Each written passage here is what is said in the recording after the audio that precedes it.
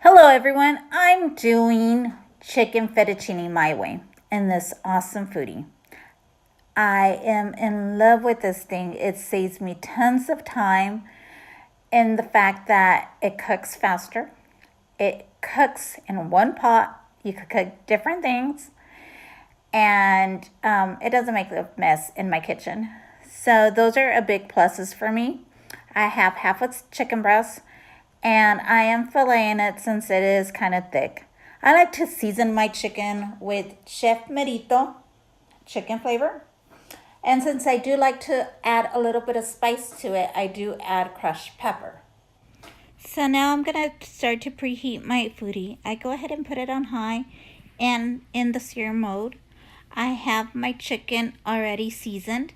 I'm going to start adding one piece of chicken breast and another one. So I'm putting two in the pot. As you can see, I have no oil, no butter, no nothing. It's just putting the chicken in. I let it brown. Once it's cooked, I go ahead and cut it in pieces. Right now I'm taking the rest of my chicken out of the pot. And as you can see, there is some flavors in the pot. So I go ahead and add 2 teaspoons of butter. And then I will be adding 1 teaspoon of minced garlic. I do let the butter melt, kind of stir it around. I take that little piece of chicken out and I let the butter melt.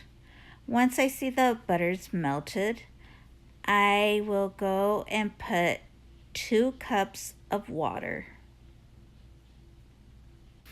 So after I add the 2 cups of water, I go ahead and start putting my chicken bouillon. I prefer to use Knorr, but if you have a preference that it's not Knorr, another chicken bouillon, you're welcome to use it. I do 2 teaspoons of it, add it in the pot, and then a little bit of black pepper. Once I've done that, I go ahead and start getting my pasta ready. I currently have fettuccine. I will be using the whole box. But if you have anything else in your pantry, go ahead and use whatever you have. I currently had fettuccine, but I've done it before that I use any other pasta that I have handy. I go ahead and crack my noodles in half so it could fit in my pot and it's not, overflowing. So I do that. As I'm doing that, since I am using the whole box, I realized that I need to add another cup of water. So in total, there will be 3 cups of water in the pot. Then after, I go ahead and grab my creamer. I use 16 ounces of heavy cream.